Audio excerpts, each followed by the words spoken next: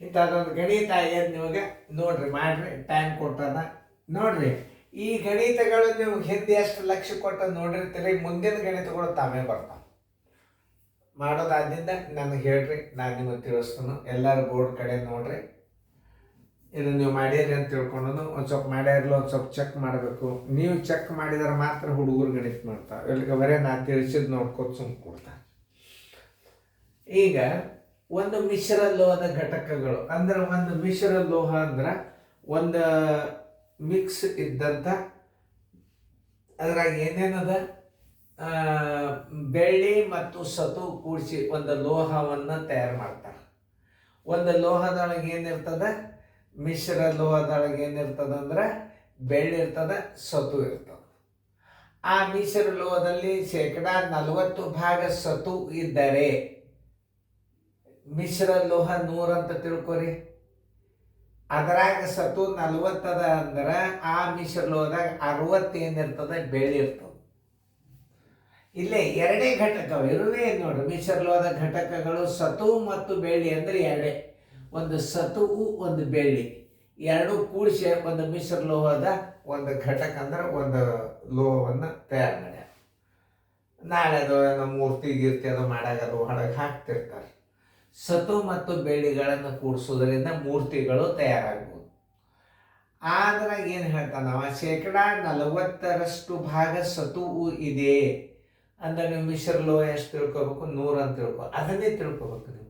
ಬೆಳ್ಳಿ 100 ಎಂದು ತಿಳಿಯುವ ಅಂತ ತಿಳ್ಕೊಬಾರ್ದು. ಆಮೇಲೆ ಸತುವು 100 ಎಂದು ತಿಳ್ಕೊಬಾರ್ದು. ಸತುವು ಬೆಳ್ಳಿ ಕೂಡಿದಾಗ ಮಿಶ್ರ ಲೋಹ ಅಂತಾರ, ಅದನ್ನು 100 ಅಂತ ತಿಳ್ಕೊಬೇಕು. ಆಮೇಲೆ ಈಗ 100 ಮಿಶ್ರ ಲೋಹ ಇದ್ದಾಗ ನಾವು ಏನು ತಕ್ಕೋಬೇಕು, ಈಗ ಬೆಳ್ಳಿ ತಕ್ಕೋಬೇಕು. ಯಾಕಂದ್ರೆ ಇಲ್ಲಿ ಸತು ಕೊಟ್ಟ ಮಿಶ್ರ ಲೋಹ 40% ಭಾಗ ಸತು. ನೋಡ್ರಿ, ಮಿಶ್ರ ಲೋಹ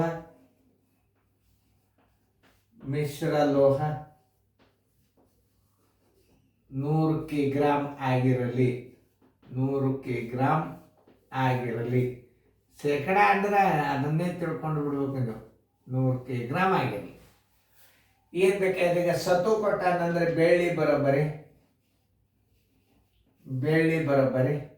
100 ಮೈನಸ್ 40 ಬರೋಬ್ಬರಿ 60 ಕಿಗ್ರಾಂ. ಎಷ್ಟು ಮಿಶ್ರ ಲೋಹ 40 ಕಿಗ್ರಾಂ ಅದದು. 100 ಕಿಗ್ರಾಂಕ 60 ಕಿಗ್ರಾಂ ಏನದ, ಬೆಳ್ಳಿ ಅದ. 100 ಕಿಗ್ರಾಂ ಮಿಶ್ರ ಲೋಹದಲ್ಲಿ ಮಿಶ್ರ ಲೋಹಕ್ಕೆ ಬರೋಬ್ಬರಿ 60 ಕಿಗ್ರಾಂ ಬೆಳ್ಳಿ.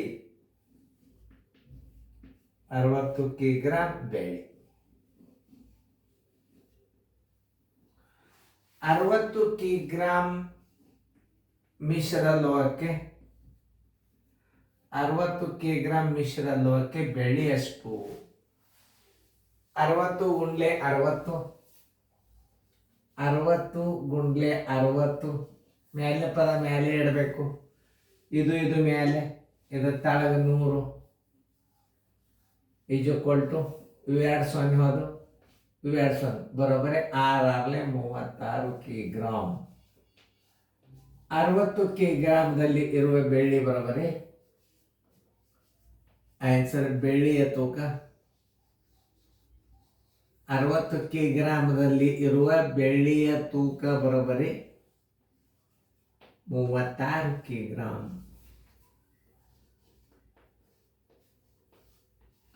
ಇನ್ನು ಬರ್ತಾ ನಿಮ್ಗೆ ಎಲ್ಲ ಲೆಕ್ಕಗಳು ಬರ್ಲಿಕ್ಕೆ ಚಾಲ. ಇದು ವಿಚಾರ ಶಕ್ತಿ ಭಾಳ ಬೆಳೆಸ್ತದೆ. ಇದು ಶೇಕಡಾದಾಗ ಶೇಕಡ ಲೆಕ್ಕ ಅಂದ್ರೆ ಏನ್ ತಿಳ್ಕೊಂಡ್ರೆ ನಿಮ್ಮನ್ನು ಶಾಣೆ ಮಾಡೋದೇ ಇದು.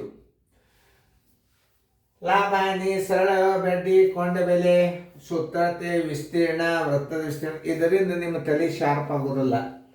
ಶೇಕಡಾ ಪ್ರಮಾಣದ ಲೆಕ್ಕಗಳನ್ನು ಶೇಕಡಾದಾಗ ಯಾರು ಕಲಿತೀರಿ ಅವ್ರು ವಿನ್ ಆಗಲಿಕ್ಕೆ ಬೇಕು. ಇದು ದೊಡ್ಡ ನಂಬರ್. ಇದು ಆಮೇಲೆ ಬಾಳದ್ರೆ ಎಲ್ಲ ವಿಷಯದಾಗ 10-20 ಎಷ್ಟೇ ಮಾದರಿ ಸಿಗ್ತಾವ. ನಿಮ್ಮ ಸರಳ ಬಡ್ಡಿಲಿಕ್ಕೆ ಎರಡು ಸಿಗ್ತಾವ. ಎಲ್ಲ ಥರದ ಇದೆ ಹಿಡಿದ್ರೆ 30 ಬೇಡ 40 ಗಣಿತದಾಗ ಮುಗಿದೋದು. ಇವೆಷ್ಟು ಗಣಿತಾಗ ನೀವೇನು ನೋಡ್ಕೋರಿ, ಅನುಕ್ರಮ ನಂಬರ್ ಪ್ರಕಾರ ನೋಡ್ರಿ. ಎಲ್ಲ ಪರೀಕ್ಷೆಗೆ ಬಿದ್ದಂತಹ ಪಾಯಿಂಟ್ಸ್ಗಳು ಆಮೇಲೆ ಬೇಸಿಕ್ ನಿಮಗೆ ಶೇಕಡಾ ಪ್ರಮಾಣದ್ದೆಲ್ಲ ವಿವರಣೆಯೊಂದಿಗೆ ನಾನು ನಿಮಗೆ ಶೇಕಡಾ ಲೆಕ್ಕಗಳನ್ನು ಕೊಟ್ಟೀನಿ. ಅವು ಏನಿಲ್ಲ, ನೀವು ಈ ವಿಡಿಯೋಗಳನ್ನು ಸುಮ್ಮನೆ ನೋಡ್ಕೊತ ಕೂಡೋದ್ರಿಂದ ಎಷ್ಟೋ ನಿಮಗೆ ನಾಲೆಜ್ ಬರ್ತದೆ.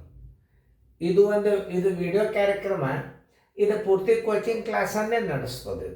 ಇಷ್ಟು ಇಲ್ಲಿ ಒಬ್ರು ಯಾರು ಟೀಚರ್ ಕೂತು ಡಿಸ್ಪ್ಲೇ ಬಿಟ್ಬಿಟ್ರೆ ಮಾಡ್ಯಾರೋ ಇಲ್ಲ. ಆಮೇಲೆ ಈ ಗಣಿತ ಮಾಡೋದು ಮುಗಿದಿಂದ ಮ್ಯೂಟ್ ಮಾಡಿ ಮತ್ತೆ ತಿಳಿಸಿ ಹೇಳ್ಬೋದು. ಯಾರು ಬೇಕಾದವರು ಟೀಚರ್ ತಿಳಿಸಿ ಹೇಳ್ಬೋದು. ಇದನ್ನು ಫಸ್ಟ್ ಏನು ಮಾಡಬೇಕು, ಬಂದ ತಕ್ಷಣ ಕೋಚಿಂಗ್ ಕೊಡೋರಾಗಲಿ ಪಾಲಕರಾಗಲಿ ಪ್ರಶ್ನೆ ಬಂತಾರೆ ವಿಡಿಯೋ ಮ್ಯೂಟ್ ಮಾಡಿ.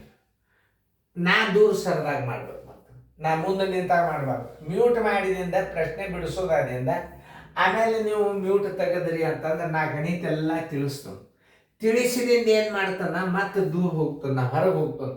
ಹೊರಗೆ ಹೋದಾಗ ನೀವು ಪಟ್ನ ಮ್ಯೂಟ್ ಮಾಡಿ ನೀವು ಬೋರ್ಡದಿಂದ ಅದನ್ನೆಲ್ಲ ತಿಳಿಸಿ ಹೇಳಿದಿಂದ ನೀವು ಬರ್ಕೋರಿ ಅಂತ ಹೇಳಬೇಕು. ಹುಡುಗರು ಬರ್ಕೊಳ್ದಾದಿಂದ ಮ್ಯೂಟ್ ತೆಗೆದ್ರಿ ಅಂದ್ರೆ ವಿಡಿಯೋ ಹೋಗಿಬಿಡುತ್ತದೆ. ಇಷ್ಟ ಅರೇಂಜ್ಮೆಂಟದಿಂದ ಮಾಡಿದಂಥ ಇದು ವಿಡಿಯೋ ಕಾರ್ಯಕ್ರಮ. ಇದು ನಿಮ್ಮ ಕೈಯಾಗಿ ಅದ. ನೀವೇ ಚಾಲನೆ ಮಾಡ್ಬೋದು, ನಿಮ್ಮ ಗಣಿತ ರಿವಿಷನ್ ಆಗ್ಬೋದು, ನೀವು ಅಭ್ಯಾಸ ಮಾಡ್ಬೋದು, ಹುಡುಗರು ತಿಳಿಸ್ಬೋದು. ಮತ್ತು ಗಣಿತ ತಿಳಿಸಿದಂದ್ರೆ ರೀಪ್ಲೇ ಮಾಡಿ ಅದೇ ನಂಬರ್ ಹೊಡೆದು ಬಿಟ್ರಿ ಅಂದ್ರೆ ಮತ್ತೆ ಪ್ರಶ್ನೆ ಬಂದು ಸ್ಕ್ರೀನ್ ಮೇಲೆ ನಿಂತು ಬಿಡ್ತಾವೆ.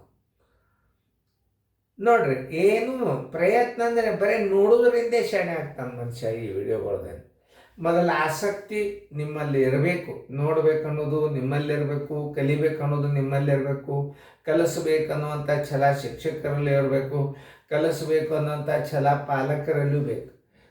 ಕಲಿಸ್ಬೇಕು ಅನ್ನೋದು ಬೇಕು. ಎಲ್ಲ ಪಾಲಕರು ಕಲಿಸೋದು ಇಚ್ಛೆ ಇದ್ದೇ ಇರ್ತದೆ. ಎಲ್ಲ ಪಾಲಕರು ಕಲಿಸೋ ಇಚ್ಛಾ ಪ್ರತಿಯೊಬ್ಬರಿಗೂ ಅದ. ಆದ್ರೆ ಕಲಿಸ್ಬೇಕನ್ನೋದು ಬೆಳ್ಳ ಏನಂತಾರಲ್ಲ, ಕೈ ಬೆರಳುಗಳನ್ನು ಎಳೆಸುವಷ್ಟೇ ಜನ ಇರ್ತಾರೆ. ಯಾಕಿರ್ತಾರೆ? ಪುರುಷೋತ್ಗೆ ಇರೋದಿಲ್ಲ.